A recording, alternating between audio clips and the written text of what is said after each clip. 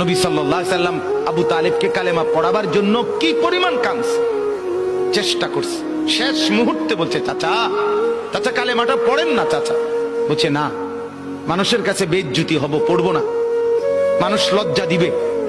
আল্লাহ নবী সাল্লাল্লাহু আলাইহি সাল্লাম বলছে, কানে কানে বলেন, আমি কাউকে শোনাবো না, আমি শুধু হাসরের মাঠে বলবো, মৃত্যু পর্যন্ত চাচা ওয়াদা দিলাম জগৎবাসীকে শোনাবো না আপনি ঈমান আনছিলেন, কানে কানে কন।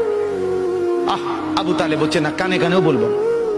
এবার নবী বলে চোখের পানি ফেলতে ফেলতে, চাচা এমনও কইতেন না তো, ঠিক আছে চাচা, আমি কালেমাটা পড়ি, আপনি শুধু ঠোঁটটা নাড়েন,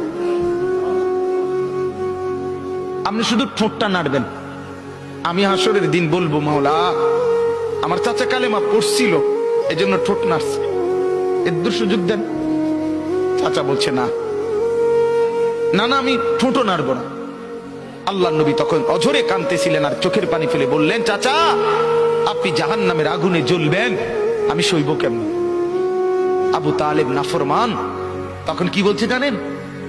আন্নারু খায়রুম মিনাল আর। মুহাম্মদ, মানুষের কাছে লজ্জা পাওয়ার চাইতে আগুনে জ্বলা অনেক ভালো। বাপ, নিজেদের জিন্দেগিতে একবার ভাইবা দেখেন, আমিও ভাবি আপনিও ভাবেন এমন আচরণ আমার মধ্যে আছে কিনা। 3 দিন ধরে যে বাড়িতে মেয়ের বিয়েতে, ছেলের বিয়েতে যে ডেকসেট বাজাইলেন, কারে খুশি করার জন্য? হ্যাঁ, 1 লক্ষ টাকার গেট, এরপরে গায়ে হলুদের এই নগ্ন অনুষ্ঠান কার জন্য করলেন? বেড়া বেড়ি সব, যুবক যুবতী সব একই মাইক্রো প্রাইভেট কারের ভিতরে যাতাযাতি করে বহাইয়া একখান থেকে একখানে নিলেন, কার জন্য? পুরা প্যান্ডেলের ভিতরে একসাথে বেড়া বেড়ি একত্রে খায়, নাচে, গায়, ফুর্তি করে, কার জন্য? শুধু সমাজ, সোসাইটি, পরিবেশ, সোসাইটি মেনটেন করছেন, সমাজ মেনটেন করছেন। ছেলেরা চাইছে, মেয়েরা চাইছে, বাচ্চারা চাইছে, এতে হেতে চাইছে, তো মালিক তিনি কি চাইছিল? ওনার কথা মনে হয় নাই? রাসূল সাল্লাল্লাহু আলাইহি সাল্লাম, তার কথা মনে হয় নাই? বলেন, কিয়ামতের দিন নবী সাল্লাল্লাহু আলাইহি ওয়াসাল্লামের কাছে কোরআনে আছে, ফাকাইফা ইদা জিনা মিন কুল্লি উম্মাতিন বিশাহিদ ওয়া জিনা বিকা আলা হাউলা'i শাহীদা। নবীকে বলছে আল্লাহ, বন্ধু আপনার উম্মতের প্রত্যেকের আমলনামা আমি আপনার হাতে দেখাবো, আপনার হাতে, আপনার সামনে পেশ করব, আপনি দেখে কথা বলবেন আমার কাছে, সুপারিশ আপনি কইরেন, মানা নাই, কিন্তু আপনি দেখে করবেন।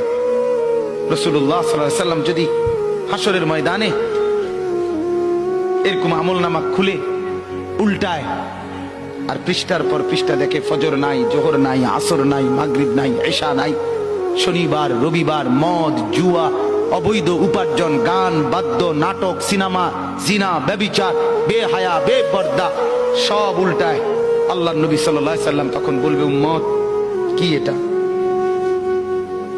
উম্মত, আমার 23 বছরের এত চোখের পানির কথা একবারও মনে হয় নাই? কি আনছো এটা আমারে?